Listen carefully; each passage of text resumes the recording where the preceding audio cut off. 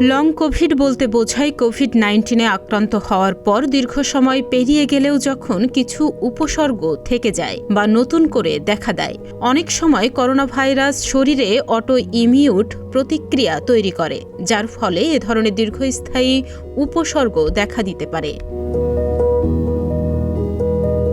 বিভিন্ন গবেষণা ও জরিপে দেখা গেছে, কেউ কেউ কোভিড থেকে সেরে ওঠার কয়েক বছর পরও নানা ধরনের উপসর্গে ভুগছেন। অর্থাৎ কোভিড-19 শুধুমাত্র তাৎক্ষণিক একটি সংক্রামক নয়, এর প্রভাব দীর্ঘমেয়াদেও হতে পারে। তাহলে লং কোভিডের ঝুঁকিতে কারা রয়েছেন? গবেষণা বলছে কিছু নির্দিষ্ট গোষ্ঠীর মধ্যে লং কোভিডের ঝুঁকি তুলনামূলকভাবেই বেশি।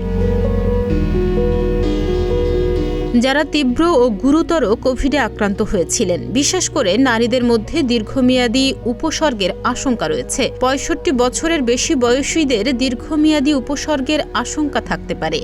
বয়সের সঙ্গে সঙ্গে শরীরের রোগ প্রতিরোধ ক্ষমতা কমে যায়, ফলে তাদের ক্ষেত্রে জটিলতা দীর্ঘস্থায়ী হওয়ার সম্ভাবনাই বেশি।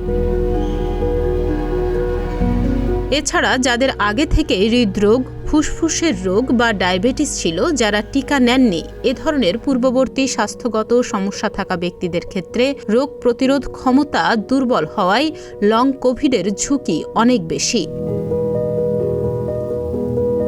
এখন প্রশ্ন উঠতে পারে, লং কোভিড হলে বুঝবেন কিভাবে? লং কোভিড শনাক্ত করার জন্য বর্তমানে কোনো নির্দিষ্ট ল্যাব টেস্ট নেই। এটি সাধারণত রোগীর উপসর্গ দেখেই অনুমান করা হয়। গবেষণায় দেখা গেছে, নারী ও পুরুষের ক্ষেত্রে লং কোভিডের লক্ষণ কিছুটা ভিন্ন রকমের হতে পারে, যেমন অতিরিক্ত চুল পড়া, হজমজনিত সমস্যা বা পরিপাকতন্ত্রের জটিলতা, চোখে শুষ্কতা অনুভব, ঘ্রাণ ও স্বাদের অনুভূতি কমে যাওয়া। এছাড়া নারী পুরুষ উভয়ের ক্ষেত্রেই দেখা যায় মনোযোগ ধরতে রাখার সমস্যা সৃষ্টি হওয়া, ভুলে যাওয়ার প্রবণতা বৃদ্ধি পাওয়া, মাথা ব্যথা, হাত পা কাঁপা, হার্টবিট বেড়ে যাওয়া, এমনকি দাঁড়ালে মাথা ঘোরা বা ভারসাম্য হারানো। অনেকে এসব উপসর্গে ভোগেন কোভিড থেকে সেরে ওঠার পরপরই অথবা কয়েক মাস বা বছরও। লং কোভিডের নির্দিষ্ট কোনো ওষুধ নেই। চিকিৎসা নির্ভর করে রোগীর উপসর্গের ধরন ও তীব্রতার উপর। সাধারণত উপসর্গ ভিত্তিক চিকিৎসা পদ্ধতিই অনুসরণ করা হয়। ডেস্ক রিপোর্ট, প্রতিদিনের বাংলাদেশ।